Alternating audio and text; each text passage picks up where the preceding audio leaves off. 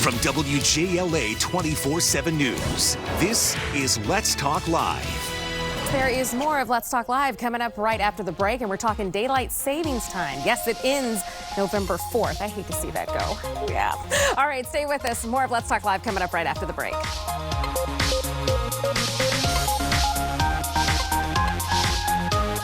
All right, so daylight saving ends on November 4th, and the time change can take a few days to get used to. Yes, and Dr. Marcie is here, a behavioral specialist and author of My Kids Don't Listen. Oh, that's my kids. Is here to give us some tips on ways to help adjust to the time change, and I'm very proud of you because there is no S. That's the one thing of Doug Hill, our old chief, who's retired, taught us there is no S on saving, and there was one on the prompter, and you didn't say it, so I am very proud of you. It's daylight saving time, not savings. That was one thing. There's no S in savings, and there's no money in my savings account. So I didn't realize they went hand in hand. It all works. It's the yin and the yang. Marcie, I don't like this time of year.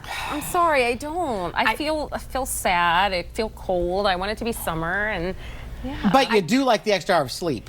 Yeah. That's always good on that night, and I can't change the fact that we're changing the time zone, but I can make it easier on you with the same strategies that you would use for kids. Okay. So they go hand in hand. All right, so let's do it. Let's go through it. What do I need to do? All right, so it's the change formula. Sorry, not the change formula. I got all excited about the change. It's the time formula. I was going to say, wait, I don't give my kids formula anymore, but I can if you need me to. The time formula. So T is talk to your kids about the change. Okay. It's not a big scientific conversation. It's as simple as saying, hey, tonight it's light out when you go to bed, and tomorrow, because of the change, it's going to be dark. Okay. I is for insist on consistency. Brian, you mentioned you have kids. Oh, yeah. Do you have kids? No. Okay, but you've been around kids before. Uh-huh. So you both know. All right, Julie, we'll get there. That's a different segment, right? That's a different segment. So you both know that schedules and routines are so important. Yes. When there are changes that happen like this, it's so easy to forget the routine. But now is the time to double down on it. Make sure they're going to bed at the same time, waking up at the same time, and napping at the same time, even if they don't seem tired. Okay, M is make room for downtime. Taking out one or two activities for a few days can go a long way to stopping problem behavior. Perfect. And then the E is extinguish your complaining. As I say in all my workshops, small ears are always listening. They're always listening. Ooh. So that's true. Okay. So your side comment of, tonight's going to be a nightmare bedtime because of the time change can have a big impact on your kids' behavior. So then they'll pick up on that. They're like, oh, so we got to turn this into a nightmare. Right. So when you talk about consistency and everything, we wake up in the middle of the night to come to work. We're waking up when it's like 2 o'clock in the morning typically. Not together. That's different. But we wake up at 2 a.m. Shock, I did not know. But it's always 2 a.m. Yeah. So it's like it's hard in the summer. It really is to go to bed at like 7 because it's daylight and the kids are out of school and they're playing outside. Right. But now it's getting dark earlier. So I find it is easier for I feel like this time change is easier for us and the kids because just by the fact that it's dark out, it's easier to get them to bed earlier. I mean, I'm sure there are some impacts, but I do think ours generally hits is that spring change when they're like, you're right. It's still daylight. I can't go to bed when it's daylight when they're little. They don't get that. If you work on listening skills with your kids so that they are always listening to you no matter what the goal is, you'll be much more likely to get them to fall in line with the change. Okay.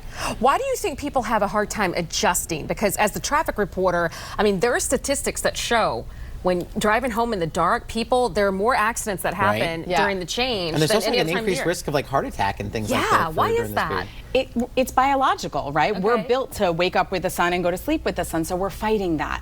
And as adults, we know how to manage our days better. Our kids aren't really thinking of what's going to happen next. We have to help them there. And what about teenagers? Because I think some teenagers still sleep in or would like to sleep in. Well, teens just need more sleep than the rest of us to begin with, so they are always in it.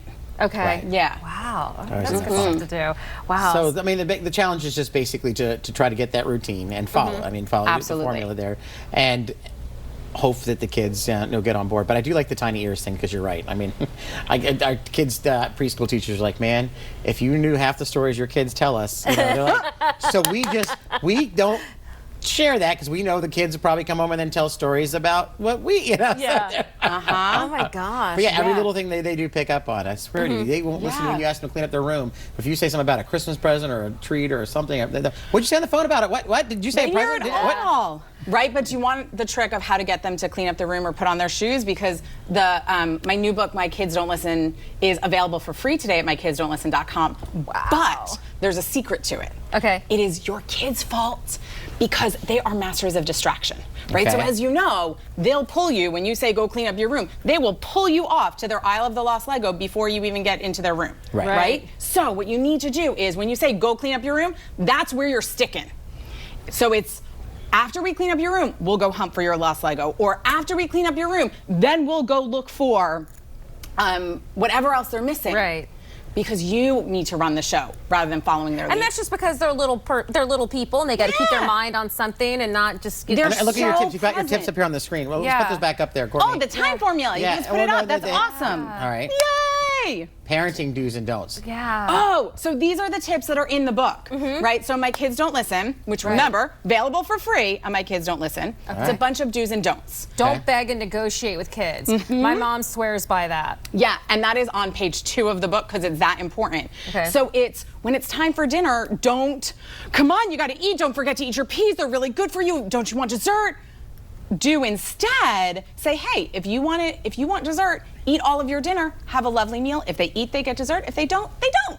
Right. Don't just keep harping on it. Yeah. And then do give clear actions. I couldn't read the rest of it. But again, my other favorite one is do not multitask and do one thing at a time. So instead of getting your kids dressed while you're getting your breakfast ready, while you're brushing your teeth, take a breath, get your kids dressed, then brush your teeth, then get breakfast ready. It will save you time and frustration. Because it's not so much about you, because you're the adult, you should be able to multitask, but the little minds aren't there yet. Exactly, Julie. Okay. They're just thinking like of the present moment, not that they have to get to school and you have to get to work and all of these things that are happening. That's how I am in the morning. I can do one thing at a time. I can only do my hair. The house can be on fire, that's it. Yeah, then I you look down and I'm already got like, now I got 10 minutes to get to work and I live 35 minutes away. You already got it.